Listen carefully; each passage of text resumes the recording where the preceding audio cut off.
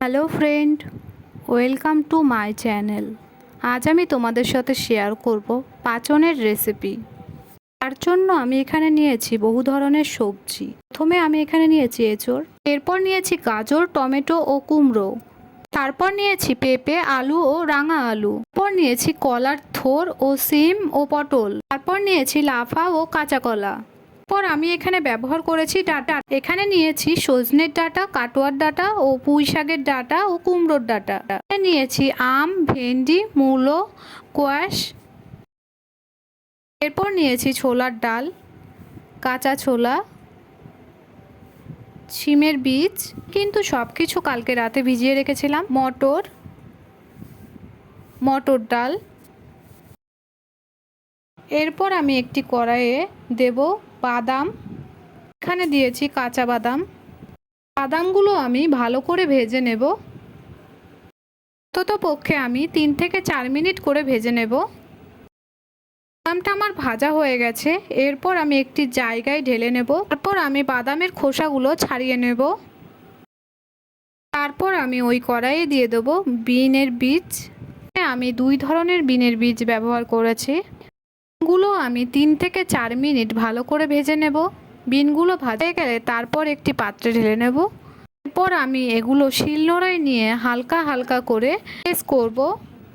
কিন্তু আমি পুরোপুরি বেটে ফেলবো না, ওটা তোলার জন্য আমি এটা করব। এখন বিনগুলো আমার কত সুন্দরভাবে পরিষ্কার করা হয়ে গেছে। তারপর আবার কড়াইয়ে দিয়ে দেবো শুকনো মটর। মটরগুলো আমি 4 থেকে 5 মিনিট মতো ভেজে নেব।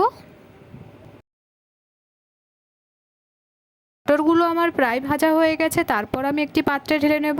তারপর আমি একই রকমভাবে শিলনোড়ায় এগুলো নিয়ে হালকা হালকা করে প্রেস করে মটরগুলো হালকা ভেঙে নেব ও মটরের খোসাগুলো ছাড়িয়ে নেব। তারপর আবারও আমি এখানে ভেজে নেব শিমের বীজ। শিমের বীজগুলো আমি 4 থেকে 5 মিনিট মতো ভেজে নেব। তারপর আমি একই রকমভাবে শিলনোড়ায় ভেঙে নেব। তারপর আমি আবারও একই রকমভাবে কাঁচা ছোলাগুলো ভেজে নেব।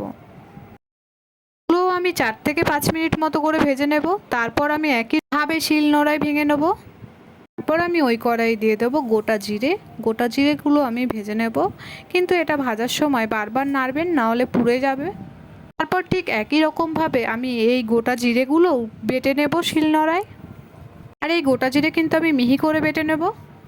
আমি কড়াই দিয়ে দেবো শুকনো লঙ্কা। শুকনো লঙ্কাগুলোও আমি ভালো করে ভেজে নেব।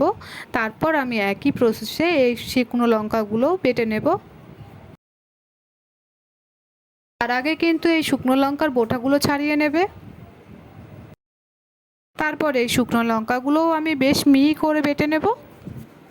তারপর আমি ভেজে নেব মৌরি। এখানে কিন্তু আমি গোটা মৌরি ব্যবহার করেছি।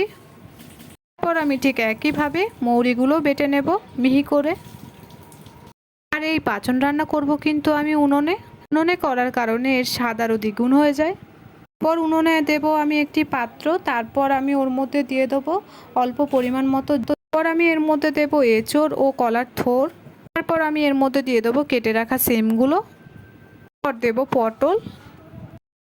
তারপর দেব কেটে রাখা আম, কেটে রাখা ভেন্ডি, কেটে রাখা কোয়াশ, কেটে রাখা মূলো, ডাঁটাগুলো কেটে রেখেছিলাম সেগুলো সব এর মধ্যে দিয়ে দেবো।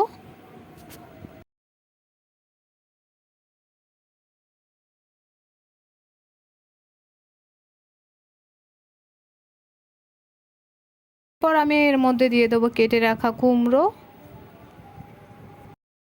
তারপর দেবো কেটে রাখা গাজরগুলো। দেব কাঁচা কলা। সবজির পরিমাণ আপনারা আপনাদের ইচ্ছে মতো দিতে পারেন। আমি এর মধ্যে দেব কেটে রাখা লাফাগুলো, কেটে রাখা রাঙা আলু, কেটে রাখা আলু। সব সবজি আমি এখানে দিয়ে দেবো যা যা আমি কেটে রেখেছিলাম। তোমরা যদি এতগুলো সবজি না ব্যবহার করতে পারো তাহলে এর মধ্যে থেকে কিছু কিছু ব্যবহার করলেই হবে। আমি যে ডালগুলো ভিজিয়ে রেখেছিলাম সেগুলো আমি এর মধ্যে দিয়ে দেবো। এখানে আমি দিয়েছি ছোলার ডাল ও মটর ডাল। তারপর দিয়েছি কাঁচা ছোলা। তারপর দিয়েছি ভিজিয়ে রাখা মটর। দিয়েছি শিমের বীজ। কিছু দেওয়ার পর আমি বেশ কিছুক্ষণ সিদ্ধ করে নেব। এখানে 5 মিনিট মতো সিদ্ধ করে নেব। 5 মিনিট সিদ্ধ করার পর এরপর আমি এর মধ্যে দিয়ে দেবো ভেজে রাখা বিন, ভেজে রাখা সিমের বীজ, ভেজে রাখা ছোলা, ভেজে রাখা বাদামগুলো আর বাকি যা যা ভেজেছি সব কিছুই দিয়ে দেবো এর মধ্যে। তারপর আমি আবারও 10 মিনিট মতো সিদ্ধ করে নেব।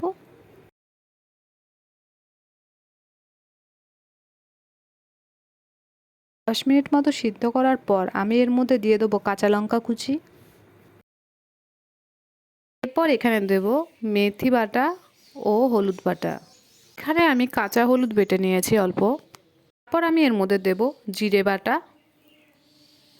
এরপর দেব শুকনো লঙ্কা বাটা, মৌরি বাটা। তারপর দেব স্বাদ অনুযায়ী লবণ, দেব পরিমাণ মতো লঙ্কার গুঁড়ো, তারপর দেব 1 চামচ হলুদ গুঁড়ো দিয়ে আমি সব কিছু একবার বেশ ভালো করে মিক্স করে নেব।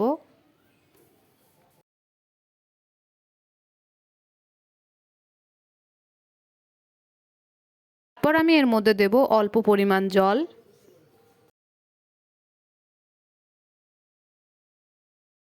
পর দেব কেটে রাখা টমেটো, তারপর দেব আদা বাটা ও জিরে বাটা দিয়ে সব কিছু বেশ ভালো করে একবার মিক্স করে নেব। অন্যদিকে আমি একটি কড়াইয়ে দিয়ে দেব পরিমাণ মতো তেল। তেলটা গরম হয়ে আসলে তারপর আমি এর মধ্যে দিয়ে দেবো শুকনো লঙ্কা, তারপর দেব 5 ফোড়ন, এরপর দেব তেজপাতা। তারপর আমি ভালো করে ভেজে নেব কিছুক্ষণ। এদিকে আমার সবজিগুলো সিদ্ধ হয়ে গেছে, তারপর আমি এর মধ্যে ফোড়ন দিয়ে দেবো। তোমরা চাইলে এই রেসিপিটা অল্প পরিমাণেও করতে পারো। আর আমার এই ভিডিও যদি আপনাদের ভালো লাগে তাহলে লাইক, কমেন্ট, শেয়ার, সাবস্ক্রাইব করবেন।